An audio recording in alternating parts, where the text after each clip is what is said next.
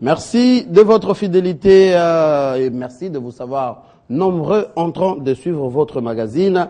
Ça fait débat. Les tueries de Béni, on commence d'abord par l'ONU qui a condamné ces tueries de Béni. Également, deuxième indignation, les États-Unis d'Amérique qui s'indignent et interpellent les gouvernements de la RDC, donc les FARDC et la MONUSCO au même moment. Et puis on va se poser cette question. Que faisaient les tenues des FARDC dans les fourgons de la MONUSCO à Goma, dans le Nord Kivu? Ne nous quittez pas, c'est dans Ça fait débat. Et puis, deuxième préoccupation, les viols comme armes de guerre en République démocratique du Congo avec Denis Mukwege, réparateur de femmes à l'est de la RDC.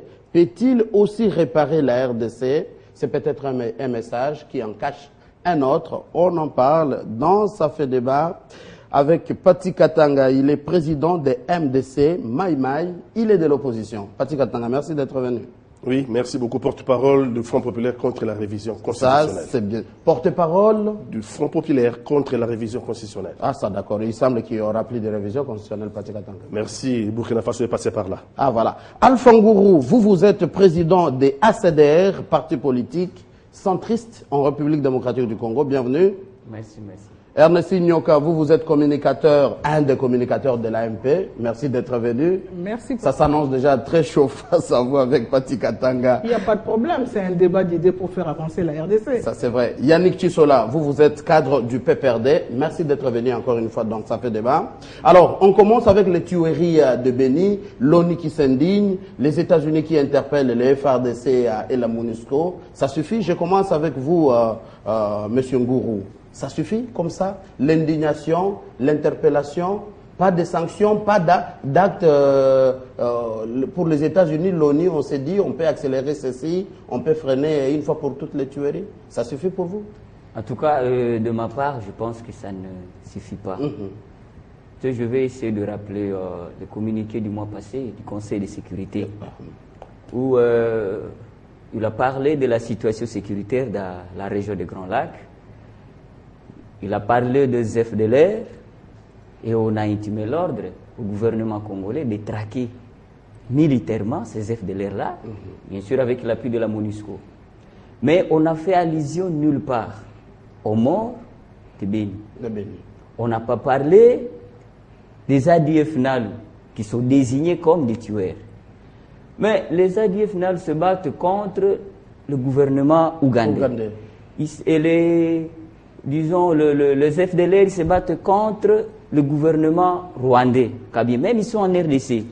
Mais malheureusement, quand on a présenté la situation sécuritaire, dans ces communiqués-là, c'était l'ambassadeur australien qui avait leader le communiqué. Ça, c'est vrai. On n'avait pas fait allusion à cela. Mais ça nous a tiqué tous. Nous avons interprété cela comme si l'ONU est en train de cracher sur nos morts. Et bon, voilà, et si ils peuvent se rattraper, c'est une bonne chose. Mais néanmoins, il faut qu'on fasse mieux, parce que la MONUSCO est là, avec toutes les accusations et qu'on porte contre cette MONUSCO, et l'attitude même de la population face à la MONUSCO. Ça interpelle. Mais est-ce que vous avez les ADF en RDC, vous avez les FDLR en RDC, mais vous avez aussi le M23 au Rwanda et à Kampala. Ça, c'est vrai. Mais pourquoi est-ce que quand on a parlé de la situation sécuritaire, on a seulement fait allusion, on a demandé qu'on traque les FDLR, on n'a pas fait allusion aux ADF, on n'a pas fait allusion au M23, comme si ces FDLR-là devenaient des victimes expiatoires de certains criminels qui sont dans la sous-région. Ça ne marche pas. Je crois que le Conseil doit être sérieux. C'est aussi un groupe rebelle. C'est normal. Je veux bien, mais il faut qu'on parle de tous ces groupes rebelles-là. Ah, voilà, ça, d'accord. Il faut qu'il y ait un climat propice pour les FDLR, afin qu'ils retournent au Rwanda. En Ouganda, c'est la même chose. Comme on est en train de forcer la RDC à rétablir la situation, il faut qu'on force aussi les voisins là-bas, parce que la sécurité est interconnectée. Ça, d'accord. Voilà. Merci à Alpha Ngourou. Yannick Chisola, vous au sein du PPRD, vous parlez aussi également maintenant comme peut-être analyste, acteur politique. Vous trouvez suffisant seulement les États-Unis qui s'indignent et qui interpellent les FARDC, la MONUSCO, ça suffit. Et ils disent qu'ils ne vont pas tolérer les comportements de tout seul ou toute organisation qui va s'apprendre à l'organisation de maintien de paix. Nous parlons de la MONUSCO. Merci beaucoup, M. Mathieu. Merci beaucoup, M. Mathieu. Je crois que je voudrais, avant de commencer, d'entrer dans le vif du sujet, m'incliner devant la mémoire de tous ces compatriotes qui sont morts, tués, violés par ces forces négatives. Idem pour nous autres. Je voudrais vous dire que c'est très inquiétant ce qui se passe à Béni. Et en ce moment où nos forces sont en opération pour traquer ces terroristes, parce que c'est le mot qu'il faudrait donner à cette nouvelle forme de guerre nous imposée par les forces négatives, je voudrais dire que nos forces devront être encouragées et la population devra faire en sorte de collaborer avec nos forces afin que nous puissions savoir, nous puissions les mettre hors d'état de nuire. Mais vous qui dirigez, s'il vous plaît, que je pose cette question, vous ne voulez pas le dire, apparemment ça a l'air de vous dépasser. En demandant à la population de ne pas habiter à plus de 5 km le long de la route principale et de laisser vide toute la partie est jusque vers l'Ouganda, c'est quelle stratégie? Non, nous n'allons pas parler de stratégie militaire sur le plateau, surtout que je ne suis pas assez expert militaire. Mais ce que je voudrais dire, c'est que depuis que nos forces traquent ces ADF Nalou, traquent toutes ces forces négatives, nous avons déjà des signes, parce qu'il y a quelques-uns qui ont été présentés à la population. Ce que nous pensons, c'est que la sécurité de ce pays appartient à nos forces, et tout ce qui peut venir en appui est le bienvenu. Mais nos forces sont à pied d'œuvre, et la région militaire, avec cette réforme de l'armée, est en train de mettre tout en œuvre pour que l'on mette hors d'état de nuire ces forces négatives. Et nous avons l'expérience du passé. Nos forces se sont bien comportées avec le M23, avec d'autres groupes armés. Nous pensons que avec cette nouvelle forme de terrorisme, nous allons finir par gagner, parce que notre cause est juste. Là, ça c'est vrai. Pati Katanga, vous êtes de l'opposition. Face à la tuerie de Béni, l'ONU condamne, les États-Unis s'indignent et interpellent les deux parties, les FARDC et la MONUSCO. Une certaine passivité de l'ONU, des États-Unis? Merci de votre invitation. Passivité de l'ONU. Ce ne sont pas des Congolais, les militaires les casquettes bleues de la MONUSCO. Mais ils ont une mission à RDC, Pati Katanga. Ils ne vous sécuriseront jamais. Arrêtez de rêver. Arrêtez de rêver, les Congolais. Nous sommes face à un échec. L'échec de la politique sécuritaire du gouvernement Kabila. C'est là le problème. Le nœud du problème, il est là. Le gouvernement a le devoir de sécuriser tous ses concitoyens. Tous les citoyens congolais. Ah, mais là, ce n'est pas le gouvernement Kabila, c'est le gouvernement Matata. Enfin bon, vous pouvez appeler ça gouvernement Kabila, gouvernement Matata, gouvernement Mouyej, appelez ça comme vous voulez. Nous sommes face à un régime Kabila qui n'arrive pas à sécuriser le peuple congolais. Et la preuve en est faite à Béni. On nous dit, les FARDC sont en train de traquer qui traque qui. Mais la preuve comment? Qui traque qui? C'est pas les Parce FARDC qui avaient dispersé les ADF. À Béni, ce sont les Congolais qui sont martyrisés, qui sont assassinés. Alors, les FARDC traquent qui? Est-ce que ce n'est pas les ADF Nalou qui traquent les FARDC là-bas? On arrive jusqu'à créer un corridor en disant aux Congolais de ne pas habiter dans ce corridor-là. Nous sommes face à une partition de notre pays. On prend une partie, on dit jusqu'au Ouganda. On ne veut voir comment une partition. Mais on nous dit c'est juste une stratégie. Les stratégies, on en a connu lorsque les M23 étaient mis en débandade grâce à la brigade de la MONUSCO. Merci la brigade. On nous a dit que cette fois-ci, c'est fini. On nous a dit cette fois-ci, le Congo est sécurisé dans tous ses coins et recoins.